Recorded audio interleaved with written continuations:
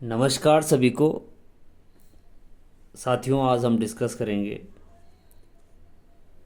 जो last year LT lecturer और SSC, CGL और एनडीए एग्ज़ाम्स में एमसीक्यू टाइप्स क्वेश्चंस पूछे गए, उनको डिस्कस करेंगे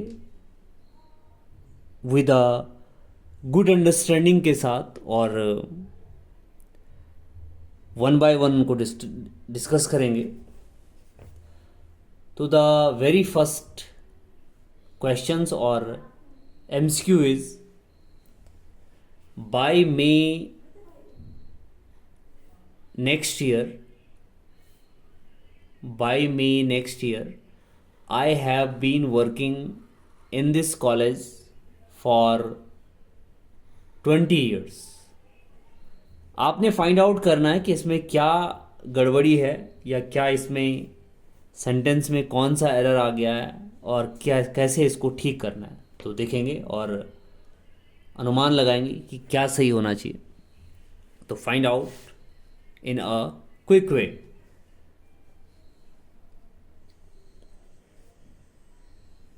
डियर स्टूडेंट्स, इसमें लिखा है कि बाय मई नेक्स्ट ईयर, यानी अगले साल, यानी मई अगले साल तक मुझे, यानी अगले साल की बात हो रही है।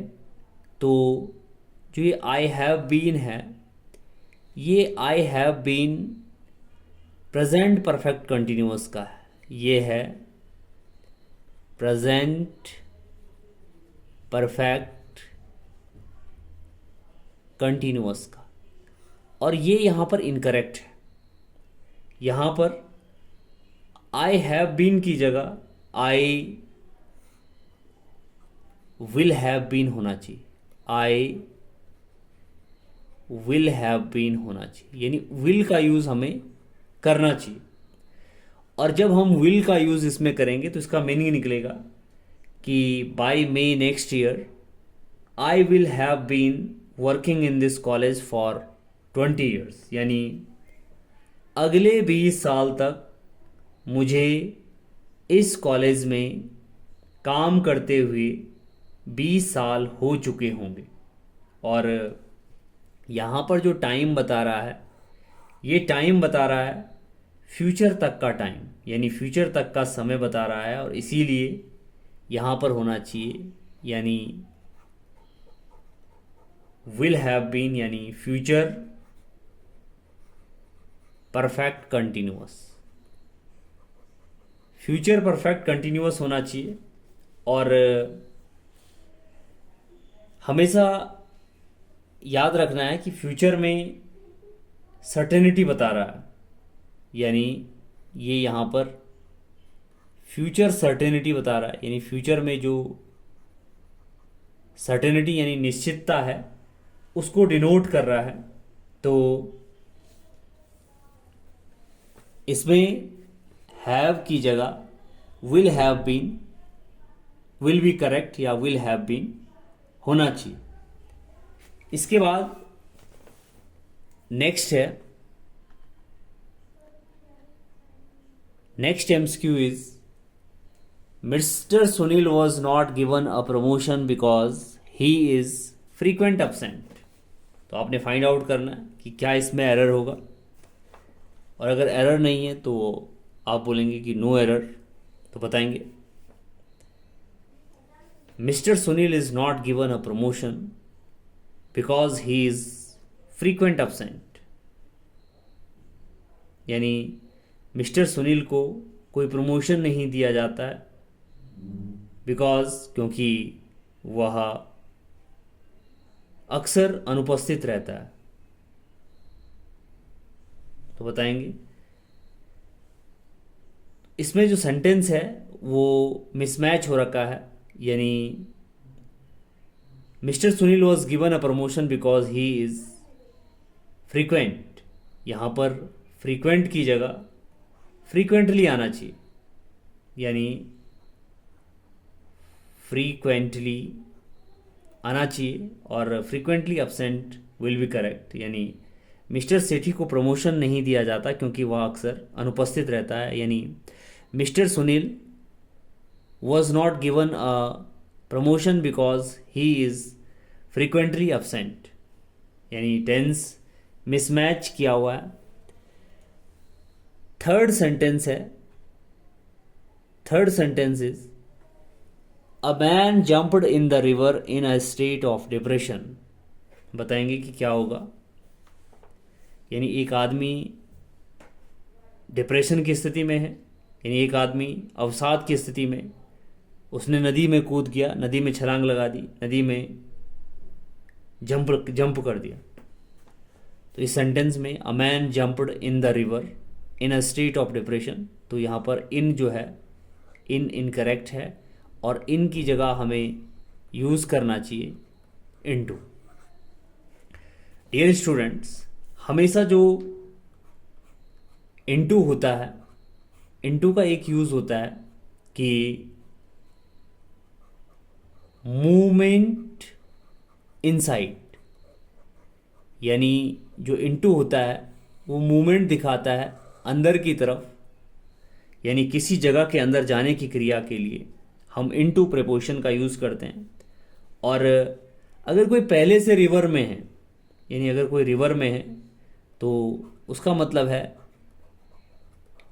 कि वो जंप नहीं कर रहा है, उसका मतलब है वो मूवमेंट नहीं कर रहा है। और इन द रिवर का मतलब है कि इट मीन्स कि वो जो पर्सन है वो ऑलरेडी इनसाइड है, यानी ऑलरेडी इनसाइड द रिवर, इसलिए इन का यूज़ होता है।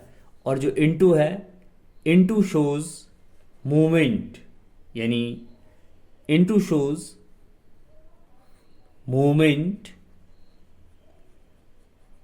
यानी जो इनटू है, into shows movement from outside, from outside to the inside. तो इस कंडीशन में इनकी जगह इनटू होना चाहिए क्योंकि मूवमेंट दिखा रहा है। इसके बाद नेक्स्ट है फोर्थ क्वेश्चन या फोर्थ सेंटेंस, और in the fourth sentence is the two last chapters of the book are very interesting. The two last chapters of the book are very interesting. तो बताएंगे what will be the correct, if it is correct then there will be no error, यानी फिर sentence सही है, लेकिन अगर error है तो बताएंगे कौन सा एरर है। यहाँ पे लिखा है टू लास्ट, तो इसमें लास्ट पहले आना है और टू बाद में आना है, यानी सेंटेंस करेक्ट होगा द लास्ट टू chapters, यानी the last two chapters of the book are very interesting। Adjective की अगर बात करें तो एडजेक्टिव का इसमें अलग अलग दिखाया। एक होता है कार्डिनल एडजेक्टिव्स, कार्डिनल एडजेक्टिव्स। अगर हम कार्डिनल एडजेक्टिव्स की बात करें तो कार्डिनल एडजेक्टिव्स का मतलब है कि जो सीरियल में रहते हैं, जैसे 1, 2, 3, 4, 5, 6 और इसी तरह सो ऑन। दूसरा टाइप का जो एडजेक्टिव है वो होता है ordinal adjective. Ordinal adjectives, ordinal adjectives का मतलब है जो एडजेक्टिव्स ऑर्डर में रहते हैं, यानी जो क्रम में रहते हैं, जो पोजीशन या रैंक बताते हैं, जैसे फर्स्ट, सेकंड, थर्ड, फोर्थ और लास्ट, यानी fourth, fifth, six, seventh, eighth और लास्ट बताते हैं। इसका मतलब है कि पहले ऑर्डर आएगा, यानी पहले ऑर्डिनल आएगा, ऑर्डिनल, और फिर कार्डिनल आएगा, पहले ऑर्डिनल एडजेक्टिव आएगा और फिर कार्डिनल एडजेक्टिव आएगा, यानी द लास्ट, जो करेक्ट होगा वो होगा the last two chapters of the book are very interesting. इसके बाद नेक्स्ट क्वेश्चन है, नेक्स्ट कॉमन एरर है या जो क्वेश्चन आया हुआ है एग्ज़ाम में, वो है 5th नंबर। और 5th नंबर कहता है कि she says that she is living in the flat for 10 years and does not want to leave. बताएंगे कि क्या इसमें एरर होगा।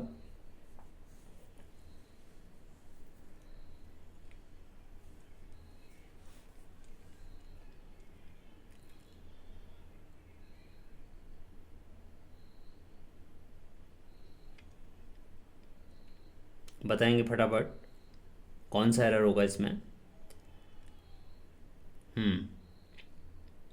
क्वेश्चन है she says that she is living in the flat for 10 years and does not want to leave.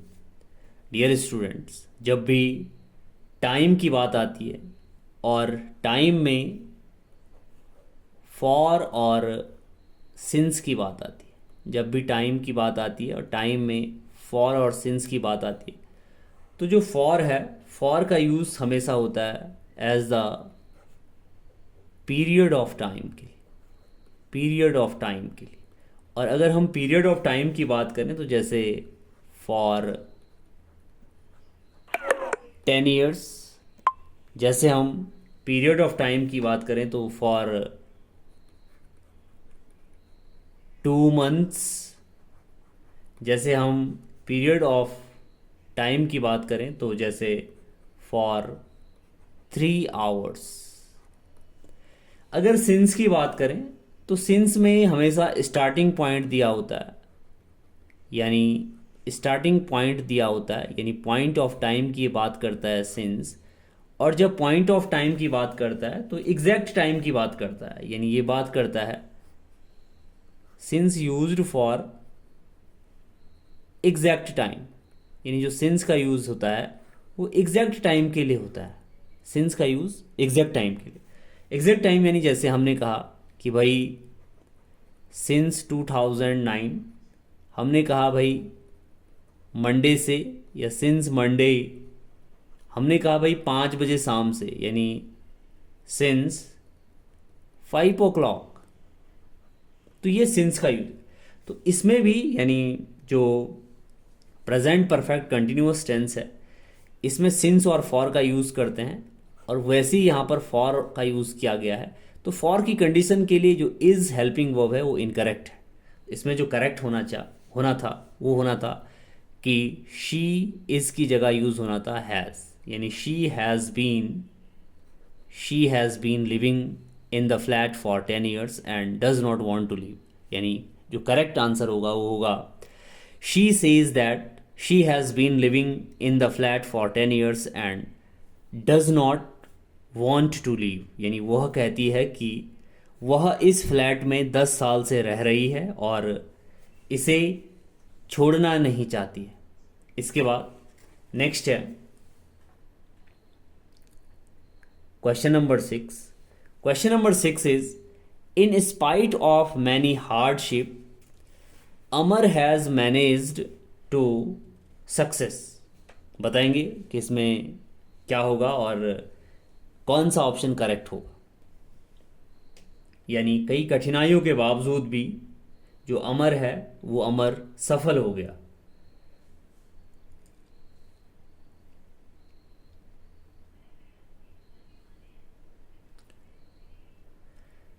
Dear students, इसमें इन spite of correct है। इन spite of many hardship, कई कठिनाइयों के बावजूद अमर हैज़ मैनेज्ड टू सक्सेस। अमर क्या हो गया? सफल हो गया। अगर हम बात करें, एक वर्ब आती है फाइनाइट वर्ब, एक वर्ब आती है finite verb.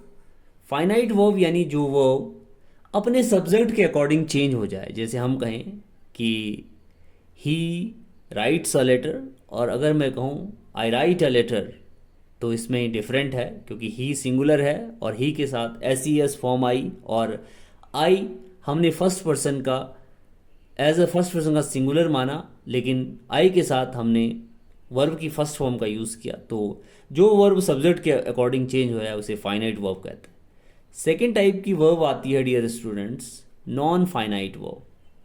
Non finite verb, अगर मैं कहूँ कि she is going to market, तो शी के साथ इज़ आया, और अगर मैं कहूँ कि I am going to market तो आई के साथ एम आया। तो जो वर्ब सब्जेक्ट के अनुसार चेंज हो जाए तो that is called as the finite verb. और दूसरे टाइप की जो वर्ब होती है वो होती है non finite verb. Non finite verb तीन टाइप की होती है। फर्स्ट टाइप होता है इन्फिनेटिव, फर्स्ट टाइप होता है इन्फिनेटिव, दूसरी होती है जेरंड, और तीसरी होती है पार्टिसिपल। पार्टिसिपल, पार्टिसिपल में भी एक प्रेजेंट पार्टिसिपल, दूसरा पास्ट पार्टिसिपल और तीसरा परफेक्ट पार्टिसिपल। जो जेरंड होता है, जेरंड में वर्ब की फर्स्ट फॉर्म प्लस आईएनजी लगता है। जो इन्फिनेटिव होता है, इन्फिनेटिव में टू प्लस वर्ब की फर्स्ट फॉर्म लगती है। तो यहाँ हम देखेंगे कि टू है और टू के साथ वर्ब की फर्स्ट फॉर्म होने था, लेकिन यहाँ पर जो नाउ सक्सेस है, यहाँ पर जो ये सक्सेस है, ये सक्सेस वर्ब नहीं है, ये नाउन है। और अगर इसको वर्ब बनाएंगे तो इसका वर्ब बनेगा सक्सीड, यानी यहाँ पर जो करेक्ट होगा टू सक्सीड होगा। सक्सेस यहाँ पर इनकरेक्ट है, यहाँ पर करेक्ट होगा टू सक्सीड, यानी सक्सीड वर्ब है। सक्सीड यानी सफल होना, सक्सीडेड यानी सफल हुआ, और सक्सीडेड यानी सफल हो चुका है। तो इसका मतलब है कि in spite of many hardship Amar has managed to succeed, यानी कई अनेक कठिनाइयों के बावजूद भी जो अमर है वो सफल हो गया। इसके बाद नेक्स्ट है question number 7। Question number 7 is the building adjacent to the river comprises 10 flats each with a terrace, यानी नदी के पास जो इमारत में 10 फ्लैट है वो हर फ्लैट के साथ एक टेरेस है, एक छत है। तो बताएंगे इसका क्या सही आंसर होगा।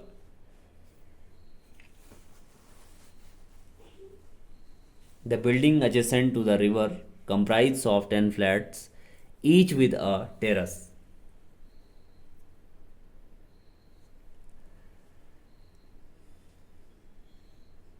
डियर स्टूडेंट्स, हम बोलते हैं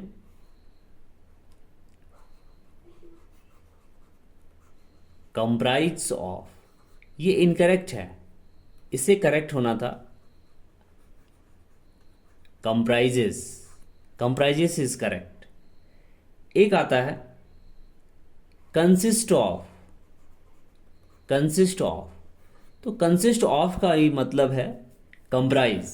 और कुछ वर्ड हैं जिनके बाद कभी भी हमें ऑफ नहीं लगाना चाहिए, यानी do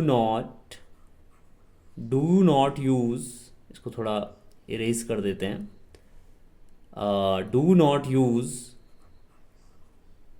of in these words. In words के साथ हमें कभी भी ऑफ नहीं लगाना चाहिए। और इनके बाद किन किन के बाद नंबर वन, नंबर टू और नंबर 3। नंबर 1 कंप्राइज के बाद कभी भी ऑफ न लगाएं, केवल कंप्राइज आता है। दूसरा है कंटेन के बाद भी कभी भी ऑफ नहीं आता है, कंटेन ऑफ नहीं आता है। और तीसरा है इंक्लूड, और इंक्लूड के बाद भी कभी भी ऑफ नहीं आता है, इंक्लूड ऑफ नहीं आता है, केवल इंक्लूड आता है। तो यहाँ पर the building adjacent to the river comprise of लिखा है, तो कंप्राइज के साथ ऑफ नहीं होना था। ऑफ क्या है, इनकरेक्ट है, तो होना था the building adjacent to the river comprise, केवल comprise 10 flats each with a terrace. ये नदी के पास वाली इमारत में 10 फ्लैट हैं और हर फ्लैट के साथ एक टेरेस है। हम बात कर रहे थे कि जैसे मैं कहूँ कि कंप्राइज के साथ ऑफ नहीं लगता है। तो अगर एग्जाम्पल के साथ डिस्कस करें तो जैसे द कमिटी कंप्राइज 10 मेंबर्स। अगर मैं कहूँ कंप्राइज की जगह कंसिस्ट ऑफ लगाएं तो the committee consists of 10 members, ये करेक्ट हो जाएगा, नंबर 1। नंबर 2 की अगर बात करें कि काइंडली इंक्लूड 10 मेंबर्स, तो इंक्लूड के साथ भी ऑफ नहीं लगाना है। और थर्ड वर्ड की अगर बात करें कि जैसे I often contains a glass of water. I often contains a glass of water यानी मैं क्या करता हूँ, अक्सर एक गिलास पानी मिलाता हूँ, या I often contains a glass of water यानी मैं हमेशा क्या करता हूँ, अक्सर इसमें क्या है, आई की जगह जो सुटेबल होगा इट होना चाहिए, यानी it often contains a glass of water, यानी इसमें अक्सर एक गिलास पानी होता है।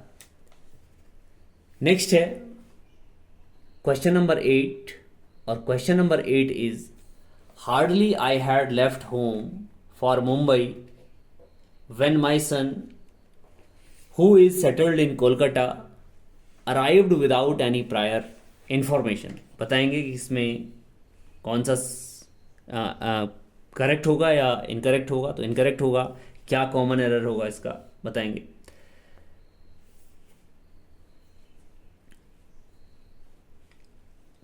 एक स्ट्रक्चर की बात करेंगे, डियर स्टूडेंट्स, कि कहीं पर भी अगर हार्डली आए या स्केर्सली आए, कहीं पर भी अगर हार्डली आए स्केर्सली आए तो हमेशा पहले हेल्पिंग वर्ब आती है, हेल्पिंग वर्ब के बाद सब्जेक्ट आता है, हमेशा पहले हेल्पिंग वर्ब आती है, हेल्पिंग वर्ब के बाद सब्जेक्ट आता है, और सब्जेक्ट के बाद वर्ब की थर्ड फॉर्म आती है, और इसके साथ जो नेक्स्ट क्लॉज जो स्टार्ट होता है उस नेक्स्ट क्लॉज से पहले व्हेन लगाते हैं, WHEN, व्हेन। दूसरी कंडीशन है डियर स्टूडेंट्स कि अगर किसी कंडीशन में नो सूनर आए तो नो सूनर के बाद भी पहले हेल्पिंग वर्ब यानी हैड आता है, और हैड के बाद सब्जेक्ट आता है, और सब्जेक्ट के बाद वर्ब की थर्ड फॉर्म आती है, और जब दूसरा क्लॉज स्टार्ट होता है तो उस दूसरे क्लॉज को स्टार्ट करने के लिए एक वर्ड आता है देन, यानी यहां से दूसरा क्लॉज स्टार्ट हो जाता है व्हेन से और देन से। तो हार्डली और स्केर्सली के साथ व्हेन और नो सूनर के साथ देन। अब आप यहां पे चेक करें कि hardly I had left home for Mumbai when my son who is settled in Kolkata arrived without any prior information. तो इसमें क्या गलत होगा या सही होगा? तो इसमें जो है हैड ने पहले आना है, क्योंकि हार्डली के अकॉर्डिंग जो व्हेन है व्हेन सही है, और हैड पहले आएगा और आई बाद में आएगा। तो जो करेक्ट होगा वो होगा हार्डली हैड आई लेफ्ट। तो आया, हार्डली आया, हैड आया, फिर सब्जेक्ट आया, और फिर वर्ब की थर्ड फॉर्म आया, लेफ्ट आया, यानी hardly had I left home for Mumbai when my son who is settled in Kolkata arrived without any prior information. यानी मैं मुश्किल से ही कलकत्ता के लिए घर से निकला था कि जो मेरा बेटा है, जो मैं घर से मुंबई के लिए निकला ही था, यानी मैं मुश्किल से ही मुंबई के लिए घर से निकला ही था कि जो मेरा बेटा है जो कोलकाता में सेटल्ड है वो बिना किसी प्रायर इंफॉर्मेशन के, पूर्व सूचना के आ गया। तो हार्डली के साथ व्हेन और नो सूनर के साथ देन। फॉर एग्जाम्पल, जैसे मैं कहूं कि hardly had I reached the station when the train left. Hardly यानी मुश्किल से ही, यानी जैसे ही मैं स्टेशन पहुंचा तभी क्या है, ट्रेन चली गई। तो हार्डली के साथ व्हेन आए। अगर हम बोलते हैं scarcely had I reached the station when the train left, यानी अगर हम कहते कि scarcely had I gone to bed when the phone rang, यानी मैं मुश्किल से ही सोने गया था कि तब तक क्या हो गया, फोन आ गया। नेक्स्ट है नो सूनर। और अगर नो सूनर की बात करें तो जैसे मैं लिखूं कि no sooner had I entered the No sooner had I entered the class then the teacher started teaching, यानी no sooner had I entered the class then the teacher started teaching, यानी जैसे ही मैं कक्षा में घुसा तभी जो टीचर्स हैं या टीचर हैं जो वो पढ़ाने लग गए। इसके बाद है question number 9th number MCQ है, और 9th number MCQ is it is a long way to home so let's have some rest here और we will get tired soon, यानी घर दूर है तो चलो यहाँ थोड़ा आराम कर लें, नहीं तो हम क्या हो जाएंगे, वी विल गेट टायर्ड सून, नहीं तो हम जल्दी थक जाएंगे। तो डियर स्टूडेंट्स, यहाँ पर जो करेक्ट आंसर होगा वो 2 को हम रिमूव कर देंगे, यानी 2 यहाँ पर गलत है। जब भी मूवमेंट की बात होती है तो होम के साथ कभी भी 2 नहीं लगाते हैं, यानी होम यानी घर, होम यानी घर, यानी बिना 2 के। घर यानी जिससे हमारे इमोशंस जुड़े हुए हैं, जहाँ हम रहते हैं, जहाँ हमारा फैमिली रहती है, और उसका यूज़ हम बिना 2 के करते। जैसे go home, go to home नहीं करते हैं, जैसे हम करें come home, come to home का यूज़ नहीं करेंगे, जैसे हम कहेंगे stay home, stay to home का यूज़ नहीं करेंगे। यानी मैं कहूँगा कि I am going home, I am going home, ये करेक्ट होगा। I am going to home correct नहीं होगा, इनकरेक्ट होगा। यानी होम भी कई टाइप के होते हैं। एक होता है होम यानी जो हमारे इमोशंस से जुड़ा है, होम यानी जहाँ हम रहते हैं, जहाँ जिससे हमारा भावात्मक जुड़ाव है। एक होता है हाउस यानी एक फिजिकल बिल्डिंग, एक स्ट्रक्चर। और थर्ड है होम टाउन, जिसमें हम नोस्टाल्जिया की बात करते हैं कि that is my home town, और अक्सर हम फीलिंग या नोस्टाल्जिया की बात इसमें करते हैं कि my home town is very peaceful, कि मेरा जो गृह क्षेत्र है वो बहुत पीसफुल है। तो यहाँ पे हमें it is a long way home so let's have some rest here और we will get tired soon, यानी घर क्या है, लॉन्ग वे पे है, दूर है, तो चले यहाँ थोड़ा आराम कर लें, और नहीं तो हम क्या हो जाएंगे, थक जाएंगे। तो go home, come home, stay home, हमें 2 का यूज़ नहीं करना है।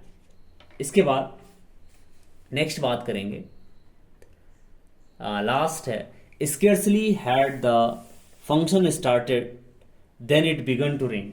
Scarcely had the function started then it began to rain. इससे पहले भी हम डिस्कस कर चुके हैं कि जब भी स्केर्सली आता है तो स्केर्सली के साथ हमेशा और हमेशा हमें व्हेन का यूज़ करना चाहिए, ना कि देन का। स्केर्सली के साथ हमें व्हेन का यूज़ करना चाहिए। तो करेक्ट होगा कि scarcely had the function started when it began to rain, यानी कार्यक्रम मुश्किल से ही शुरू हुआ था कि बारिश होने लगी। तो आज हमने 10 एमसीक्यूज़ किए, और उन 10 एमसीक्यूज़ में हमने देखा कि कैसे स्केर्सली के साथ हम व्हेन का यूज़ कर रहे हैं, और हार्डली के साथ भी व्हेन का यूज़ कर रहे हैं। नो सूनर के साथ देन का यूज़ करेंगे। और होम में कैसे हमने टू का यूज़ नहीं करना है। फिर हमने डिस्कस किया हार्डली, स्केर्सली और नो सूनर का विद एग्जांपल्स के थ्रू। फिर हमने डिस्कस किया कि जो कंप्राइज ऑफ है ये इनकरेक्ट है और कंसिस्ट ऑफ होता है, लेकिन कंप्राइज में ऑफ नहीं लगता है। और 3 वर्ड होते हैं जैसे कंप्राइज, कंटेन और इंक्लूड, इनमें कभी भी ऑफ नहीं लगता है। हम रिवीजन कर रहे हैं इनका जो भी एमसीक्यू हमने अभी पढ़े हैं। तो हमने डिस्कस किया कि नॉन फाइनाइट वर्ब होती है, जेरंड होता है, पार्टिसिपल होता है। और जेरंड जो इन्फिनेटिव है, इन्फिनेटिव से पहले यानी इन्फिनेटिव के साथ हमेशा वर्ब की फर्स्ट फॉर्म आती है। ये सक्सेस जो नाउन था इसको हमने सक्सीड बनाया। फिर हमने डिस्कस किया फॉर और सिंस का कि कैसे पीरियड ऑफ टाइम, फॉर के लिए फॉर में पीरियड ऑफ टाइम होता है और सिंस में स्टार्टिंग पॉइंट दिया रहता है, और स्टार्टिंग पॉइंट देने के साथ साथ एग्जैक्ट टाइम की भी बात होती है। फिर हमने डिस्कस किया कि कार्डिनल एडजेक्टिव्स और ऑर्डिनल एडजेक्टिव्स, यानी जो सबसे पहले क्या है, पहले एक ऑर्डिनल आना चाहिए और उस ऑर्डिनल के बाद कार्डिनल आना चाहिए। यानी पहले लास्ट आएगा और फिर टू आएगा, यानी last 2 chapters of the book are very interesting. इसके बाद अ मैन जंप्ड हमने डिस्कस किया प्रीपोजिशन का इन और इनटू का, कि इनटू का यूज़ मूवमेंट के लिए होता है, मूवमेंट फॉर द इनसाइड। अगर कोई बाहर के रूम से अंदर के रूम में एंटर कर रहा है तो at that condition we should use into. इसके बाद हमने डिस्कस किया कि mister Sunil was not given a promotion because he is frequently absent. Absent है फ्रीक्वेंटली, यानी फ्रीक्वेंटली का यूज़ होगा, फ्रीक्वेंट का यूज़ नहीं होगा। दोनों नाउन नहीं आ सकते एक ही बार में, यानी नाउन से पहले एडजेक्टिव आना चाहिए। इसके बाद हमने डिस्कस किया कि कैसे यहाँ पर जो फ्यूचर परफेक्ट कंटिन्यूअस या फ्यूचर सर्टेनिटी को दिखा रहा है तो फ्यूचर टाइम का यूज़ होगा। तो नमस्कार, और आज के लिए इतना ही। हमारे चैनल को देखते रहिए और चैनल को सब्सक्राइब जरूर करें और शेयर ज़रूर करें। और ये जो एमसीक्यूज़ हैं, जो डेली यूजेस एमसीक्यूज़ हैं, ये बेनिफिशियल होंगे आपके एलटी एग्ज़ाम के लिए, लेक्चरर एग्ज़ाम के लिए, एनडीए एग्ज़ाम के लिए, एसएससी के लिए, सीजीएल के लिए। और न केवल फ्रूटफुल होंगे बल्कि आपके कॉन्सेप्ट भी बनेंगे और आपके कॉन्सेप्ट भी मजबूत होंगे। Thank you and have a nice day.